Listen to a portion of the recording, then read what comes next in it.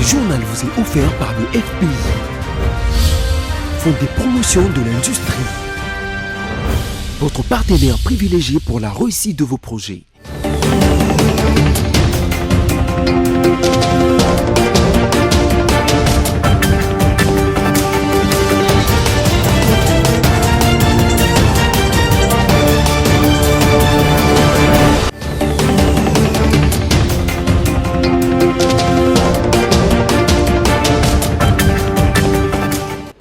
Les temps, c'est les temps. Ravi de vous retrouver, téléspectateurs du monde entier, pour suivre cette nouvelle session d'information sur BSC TV. Donc voici les titres.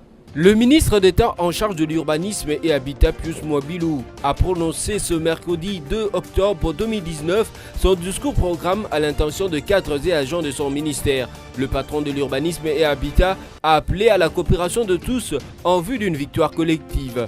Et puis le gouverneur de la province du Tanganyika, Zoé Kabila, conduite par sa passion de développer sa province, a initié l'aménagement du littoral du lac Tanganyika, question d'en faire une plage moderne pour le bien de la province. Enfin, le directeur général adjoint du FPI, Boniface Kassembe, a effectué une visite de supervision de travaux de forage dans certains quartiers de la ville de Kindu. Ces forages, qui sont au total 6, une fois opérationnels, vont résoudre le problème d'approvisionnement en eau potable de la population de cette partie du pays. Encore une fois de plus, bienvenue à toutes et à tous. Le ministre d'État en charge de l'urbanisme et habitat, Pius Mwabilou Mukala, a prononcé ce mercredi 2 octobre 2019 son discours-programme à l'intention de cadres et agents de son ministère. Le patron de l'urbanisme et habitat a appelé à la collaboration de tous en vue d'une victoire collective. Liévin Luzolo et Générose Essengo étaient présents pour le compte des BSC TV. C'est à travers un discours-programme que Pius Mwabilou Mukala a décliné son programme de gouvernance devant agents et cadres de son ministère à l'hôtel Béatrice à Kinshasa. De la maximisation des recettes à la concrétisation du programme du chef de l'État, en passant par les mises en garde des agents, le patron de l'urbanisme est resté égal à lui-même. Pour appeler tout le monde au travail, le ministre d'État évoque un constat malheureux de son ministère. Sur ce point précis, l'homme est ma déception de constater que sur les 9 actes générateurs des recettes de mon ministère, à peine 2 seulement sont activés. J'en appelle donc à la conscience de tout un chacun, car il ne faut pas seulement exiger de l'État consentir des sacrifices, mais aussi nous avons le devoir de fournir à l'État ce qui nous revient pour son bon fonctionnement. C'est dans cette optique que j'ai instruit le secrétaire général de nous transmettre le rapport mensuel de toutes les opérations liées à l'octroi des permis de construire et des avis urbanistiques. Pius Mwabilou a continué son discours en annonçant la politique de son ministère qui est basée sur 6 priorités, entre autres l'adoption du code de l'urbanisme et construction, l'organisation des états généraux, la mise en place du Fonds national de l'habitat et l'Agence congolaise pour la promotion immobilière, pour ne citer que celle-là. Mais comment compte-t-il s'en sortir?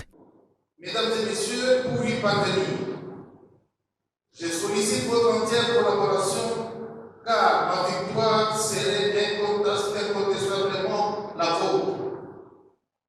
Ainsi donc, vous devez vous abstenir de tout comportement contraire aux lois et règlements qui régissent le personnel des carrières, sous peine de vous exposer à des sanctions.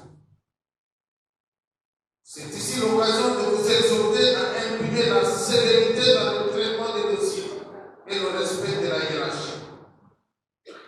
Car l'anarchie n'aura aucune place dans la gouvernance. Ces 2 points cardinaux sont à observer. Un agent de l'État n'est pas un électron libre, car il doit au préalable respecter la voie hiérarchique pour tout acte qu'il est appelé à poser. Signalons que Pius Mwabilou Mukala a, dès l'entame de la cérémonie, remercié le chef de l'État, Félix Antoine Tshisekedi Tshilombo, pour la confiance et Joseph Kabila Kabange, son autorité morale, pour les choix portés sur sa personne. De son côté, le ministre de l'Industrie, Julien Paluku Kahongya, dans le but de protéger les industries locaux, a procédé le mardi 1er octobre 2019 à la signature des certificats de propriétés industrielles. Un acte qui devrait protéger également contre la corruption et les contrefaçons. Liévin Luzolo nous en parle encore une fois de plus. Lutter contre la corruption, mais aussi contre la contrefaçon et d'autres tracasseries administratives, voilà ce qui a poussé Julien Paluku à signer ces certificats de propriétés industrielles dont certains ont été introduits depuis 2015. Ces documents ont été ensuite remis symboliquement aux mandataires et déposants devant la secrétaire générale à l'industrie et experts du ministère. Pour le ministre Paluku, ces certificats vont protéger ces marques pour éviter la concurrence déloyale. Le ministère a souvent accordé un certificat d'enregistrement de vos marques, de vos modèles industriels, de vos dessins industriels pour vous protéger contre ce qu'on appellerait la contrefaçon, pour que l'autre personne ne vienne pas abuser de ce que vous avez déjà fait. C'est donc une sorte d'exclusivité que vous avez. Le nouveau rythme que j'annonce, c'est celui de ne payer que les frais qui vous sont demandés par les trésors. J'ai signé vos documents, c'est gratuitement. Ma signature n'est pas à vendre. Je suis payé par l'État pour ça. Satisfait de l'acte posé par le patron de l'industrie, l'un des bénéficiaires, Francis Kaloumé Momat, mandataire en propriété industrielle, explique. C'est une joie immense. À l'époque, pour avoir un certificat d'enregistrement, il fallait beaucoup d'acrobatie. Avec le ministre Julien Paluku, nous avons compris aujourd'hui que le Congo, ce n'est pas les hommes qui manquent, mais c'est plutôt la volonté. Et aujourd'hui, il nous a prouvé qu'il a la volonté, la détermination de combattre la corruption. Juste après cette cérémonie de signature des certificats, le ministre Paluku a reçu les opérateurs œuvrant dans les domaines de l'industrie en RDC. Le patron de l'industrie a promis de soutenir et identifier leurs projets avec étude de leur bancabilité. C'est Neida Fanisila, représentante pays-région Afrique centrale de la Société financière internationale du groupe de la Banque mondiale, qui l'a signifié à Julien Paluku. Quittons la ville de Kinshasa pour la province du Tanganyika, où le gouverneur Zoé Kabila, conduite par sa passion de développer sa province, a, après une visite, initié l'aménagement du littoral du lac Tanganyika, question d'en faire une plage moderne pour le bien de cette province. Suivez les détails dans cet élément. La passion de doter la province du Tanganyika des infrastructures de base est plus forte que lui. Lui, le gouverneur de cette province, Zoé Kabila, puisque c'est de lui qu'il s'agit, n'arrête pas de réfléchir quant à ceux. Ici, dans la ville de Kalemi, chef-lieu de la province du Tanganyika, le gouverneur Zoé Kabila veut faire du lac Tanganyika et sa plage des atouts majeurs pour faire appel à des capitaux étrangers en vue de booster le développement de cette entité administrative.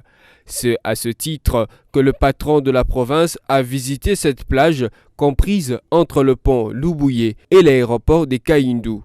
Sur place, le chef de l'exécutif provincial, accompagné du ministre provincial de la jeunesse et du maire de la ville, ont étudié les possibilités d'aménager cet endroit qui est à la porte d'entrée de la ville de Kalemi pour ceux qui arrivent par l'aéroport du même nom.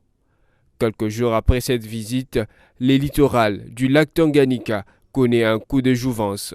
Cet engin tournant en plein régime donne une nouvelle forme à cette plage pour qu'elle rivalise en termes d'aménagement avec des plages se trouvant sous d'autres cieux. Cet endroit, auparavant dépotoir du Mondis et par moments repère de bandits, va céder la place à un site attrayant qui va drainer énormément de monde, non seulement pour prendre de l'air frais, mais aussi pour admirer la beauté du lac Tanganyika. Restons toujours au Tanganyika, où le patron de l'exécutif, Zoé Kabila, a visité les travaux de réhabilitation du bâtiment du gouvernorat de la province, ainsi que les travaux de construction de la salle de plénière de l'Assemblée provinciale du Tanganyika. Ce, toujours dans sa politique de gestion axée sur les résultats. Suivez.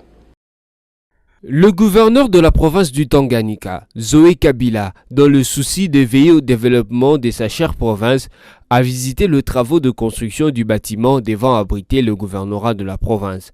Ces travaux, qui ont débuté il y a plus d'un mois, visent à doter le gouverneur Zoé Kabila et ses collaborateurs d'un cadre idéal de travail.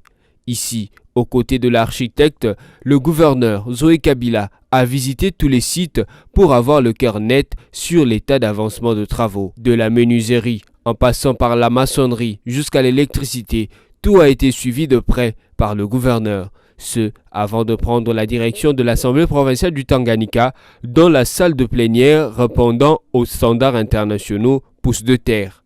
Le numéro 1 du Tanganyika a aussi visité sur place tous les sites pour s'acquérir de l'évolution de travaux. Cette nouvelle salle de plénière vient enterrer le souvenir de ce chapiteau en bâche où se réunissaient les députés provinciaux du Tanganyika. Zoé Kabila, qui a fait de la gestion axée sur le résultat, les piliers de sa gouvernance, n'est pas prêt à changer sa vision. Et les travaux de construction du gouvernorat de la province et l'Assemblée provinciale n'en sont que quelques-unes des illustrations. Quittons le Tanganyika pour le Congo central. Après les réquisitoires du procureur général près la Cour de cassation, le gouverneur Atou Matubwana Nkuluki est visé par une motion de défiance. André Masumbu Baya, initiateur de la dite motion, tient à tout prix pour son départ de la tête du gouvernorat du Congo central. Les détails, c'est avec Placide Kesselo. Le gouverneur de la province du Congo central, Atou Matubwana Nkuluki, est visé par une motion de défiance consécutive au scandale sexuel qui a secoué tout dernièrement la dite province. Anatole Pierre Matousila, président de l'Assemblée provinciale du Congo central, a confirmé le mardi 1er octobre 2019 sur la radio Top Congo être en possession de cette motion de défiance, laquelle sera examinée d'ici peu. D'après le député provincial André Masumbu Baya, l'initiateur de la motion, son vœu le plus ardent est d'obtenir le départ du gouverneur Atou Matubwana de la tête du gouvernorat à l'issue de l'examen de la motion susmentionnée. Le motionnaire André Masumbu Baya estime que le moment est indiqué pour Atou Matubwana Nkuluki de quitter le gouvernorat, d'aller apprendre et quand il apprendra, il pourra même revenir 10 ans ou 20 ans après. Signalons que dans son réquisitoire adressé à l'Assemblée provinciale du Congo central, le procureur général près la Cour de cassation désigne le gouverneur Atou Matubwana comme le commanditaire du piège tendu au vice-gouverneur Justin Luemba Makosso le 25 août 2019 par l'entremise de Mimi Mouita Ankieta, son ex-secrétaire. Retenons que les réquisitoires en question n'a pas obtenu gain de cause, car sur les 40 votants, 21 ont voté contre et 19 ont voté pour. Dossier à suivre. Revenons à Kinshasa, la capitale. La Cour de cassation a rejeté la demande de mise en liberté provisoire formulée par les avocats de Guy Matondo, ex-ministre des Finances du gouvernement provincial de Kinshasa. Encore une fois de plus, Placide Kesselo pour le détail. La demande de mise en liberté provisoire sollicitée depuis le 16 juin 2019 par les avocats de Guy Matondo, ancien ministre provincial des Finances de Kinshasa, a été rejetée par la Cour de cassation le lundi 30 septembre 2019. C'était lors de l'audience publique à laquelle a comparu l'ex-ministre des Finances sur qui pèsent de lourds soupçons de détournement des deniers publics. Estimant que les faits reprochés à leurs clients ne sont pas prouvés, ces avocats ont demandé à la Cour que l'ex-ministre soit placé en résidence surveillée, évoquant pour les cas d'espèce les cas d'Oli Ilunga, ancien ministre de la Santé. Guy Matondo est accusé d'avoir détourné 18 millions de dollars américains. En rapport avec ces détournements présumés, une motion de défiance a été initiée contre lui. Ainsi, l'Assemblée provinciale de Kinshasa a adopté le 7 mai 2019 à la majorité absolue sa mise à la disposition de la justice qui a été suivie de sa suspension des fonctions le 8 mai de la même année. Il y a lieu de signaler que l'ex-ministre provincial des Finances et du gouvernement Kimbuta est incarcéré au centre pénitentiaire et de rééducation de Kinshasa depuis le vendredi 23 août 2019. Terminons ce journal avec cette information. Le directeur général adjoint du Fonds de promotion de l'industrie, Boniface Kassembe, a fait une visite de supervision de travaux de construction de 6 forages dans certains quartiers de la ville de Kindu. Ces forages, une fois opérationnels, vont résoudre le problème d'eau potable dans cette partie du pays. Suivez les détails dans cet élément. Le directeur général adjoint du Fonds de promotion de l'industrie Boniface Kassembe a effectué une visite de supervision de travaux de forage dans certains quartiers de la ville de Kindu. Il s'agit de projets exécutés par l'ONG Sodiki et qui entrent dans la continuité du programme d'urgence de 100 jours du chef de l'État Félix-Antoine Tshisekedi Tshilombo. Au total, 6 forages de 3500 mètres cubes sont en construction dans cette partie du pays. Le mini-réseau de distribution en cours d'installation va fournir de l'eau potable dans les quartiers Munonga, Tokedi, 3Z, RVA, Braza et Plateau. Consciente que ce forage vont alléger ces problèmes d'eau potable, la population appelle à une exécution rapide du projet. Nous demandons à ce que cela se fasse le plus vite possible afin de permettre à nos enfants d'éviter le retard à l'école et surtout de ne plus faire de distance pour chercher de l'eau. Nous saluons cet acte car désormais il nous aidera à lutter contre certaines maladies causées par les eaux non potables. Face à cet appel de la population, Boniface Kassembe rassure. Les matériels sont déjà arrivés à Matadi et que nous avons déjà payé la dernière facture de l'ONG pour les permettre de douaner les matériels. Je crois d'ici dans 1 mois ou 2 mois, on peut tout terminer pour servir déjà de l'eau à la population. Toujours dans les cadres de la supervision, afin de s'assurer de l'évolution de projet, les établissements La Grâce ayant obtenu un financement du Fonds de promotion de l'industrie pour le parachèvement de travaux de construction du bateau est aujourd'hui à près de 90% de réalisation de son projet. Il ne reste que certains matériels pour la sécurisation du bateau et le renforcement de besoins en fond de roulement. Tout est bien qui finit bien, mesdames, messieurs. Ce journal est arrivé à la fin. Mais avant tout, voici le rappel de principaux titres. Le ministre d'État en charge de l'urbanisme et habitat Pius Mwabilou a prononcé ce mercredi 2 octobre 2019 son discours-programme à l'intention de cadres et agents de son ministère. Le patron de l'urbanisme et habitat a appelé à la coopération de tous en vue d'une victoire collective. Et puis le gouverneur de la province du Tanganyika, Zoé Kabila, conduite par sa passion de développer sa province, a initié l'aménagement du littoral du lac Tanganyika, question d'en faire une plage moderne pour le bien de la province. Enfin, le directeur général adjoint du FPI, Boniface Kassembe, a effectué une visite de supervision de travaux de forage dans certains quartiers de la ville de Kindu. Ces forages, qui sont au total 6, une fois opérationnels, vont résoudre le problème d'approvisionnement en eau potable de la population de cette partie du pays. C'est par ici que nous bouclons complètement la boucle. Merci à vous de nous avoir suivis. Restez fidèles sur les antennes des BSC Télévision car les informations sont en continu. Je vous retrouve à la fois prochaine pour une nouvelle édition du journal.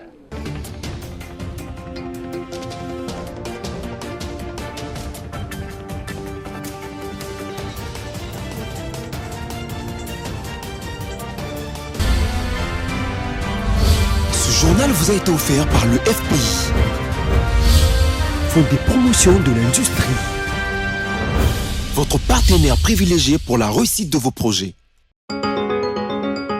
Merci pour votre fidélité dans cette page d'actualité de médias en ligne sélectionnée et résumée pour vous sur BSC TV ce mercredi 2 octobre 2019. Maniema, le FPI inaugure 4 ponts sur l'axe Kindu-Lokando. Nous présente le site internet Congo Virtuel. Le gouverneur de la province du Maniema a procédé samedi 28 septembre 2019 à l'inauguration de 4 ouvrages d'art financés par le Fonds de promotion de l'industrie FPI et exécutés par l'ASBEL Ingénieurs réunis pour le développement de l'Afrique au Congo IRDAC. Le FPI vient ainsi de matérialiser la promesse faite à la population de Kailo, secteur de Bangengele, par la remise officielle de ces 4 ponts jeté sur l'axe routier Kindu-Lokando au gouverneur de la province du Maniema, Ogi Moussafiri. La coupure du ruban symbolique se fait en présence du directeur général adjoint du FPI, Boniface Kassembe, ainsi que des autorités politico-administratives et coutumières du Maniema. Il s'agit de ponts jetés sur les rivières Lononga au PK 9, Solo au PK 11 et Delade au PK 31. Ces ouvrages d'art d'une capacité portante pour chaque chacun de 30 tonnes, vont servir à relier la ville de Kindu au centre d'instruction militaire de Lokando, situé à 60 km du chef-lieu de la province, et surtout faciliter la population riveraine d'évacuer leurs produits champêtres vers le centre de consommation. Il en sera de même pour le tourisme, car c'est la voie qui donne accès au parc de Lomami. Après réexamen à la réunion de la conjoncture économique du gouvernement hier, le site Forum des As titre Projet de loi des finances 2020, Fachi attendu pour ultime option. Le gouvernement de l'ARD Congo, dirigé par le Premier ministre Sylvestre Ilunga Ilunkamba, se prononcera définitivement sur le projet de budget de l'État pour l'exercice 2020 au cours du Conseil de ministres prévu pour ce vendredi 4 octobre. C'est ce qui ressort de la réunion de la conjoncture économique de l'exécutif national qui s'est tenue hier mardi à la primature. Au cours de cette rencontre présidée par le Premier ministre, il a été question d'examiner certains sujets de brillante actualité. En l'occurrence, le projet de la loi de finances 2020, l'évaluation de la mesure portant gratuité de l'enseignement de base dans tous les établissements publics. En ce qui concerne principalement le réexamen du projet de budget, hier mardi 1er octobre, en groupe restreint de membres du gouvernement, d'aucuns pourraient dire que l'exercice a été motivé par les différentes réactions enregistrées quelques heures seulement après l'annonce de ces projets. On rappelle que sous réserve du consentement de l'Assemblée nationale, le budget de l'État congolais pour l'exercice 2020 est chiffré à 11 853,4 milliards de francs congolais, soit 7, milliards de dollars américains, arrêtés en équilibre en recettes et en dépenses. Le projet a été approuvé par l'exécutif de la coalition FCC Cash au cours de sa réunion du Conseil des ministres du vendredi 27 septembre dernier. Enfin, pour mettre fin à cette revue de presse, le site d'actualité.cd titre « Le gouvernement Ilukamba contraint de mettre en œuvre le 28 mesures d'urgence de Matata Ponyo. Le Premier ministre Sylvestre Ilunga Ilunkamba n'a pas d'autre choix que de mettre en œuvre le 28 mesures d'urgence arrêtées le 26 janvier 2016 par son prédécesseur Augustin Matata Ponyo en vue d'accroître les ressources financières, améliorer la qualité de la dépense et mettre en œuvre les réformes structurelles à impact rapide. Ces mesures sont toujours d'actualité et valent toujours leur pesant d'or. En effet, c'est au cours d'une réunion extraordinaire du gouvernement présidée par l'ancien président Joseph Kabila Kabange qu'il avait été arrêté 28 mesures urgentes pour la stabilisation et la relance de l'économie nationale. Le gouvernement avait pris ces mesures à la suite de la chute de cours de ces matières premières sur le marché international en 2015 et 2016 et qui avait déséquilibré les finances publiques congolaises. Voilà, c'est tout pour cette revue de presse. Merci de l'avoir suivi et bonne suite de programmes sur nos antennes.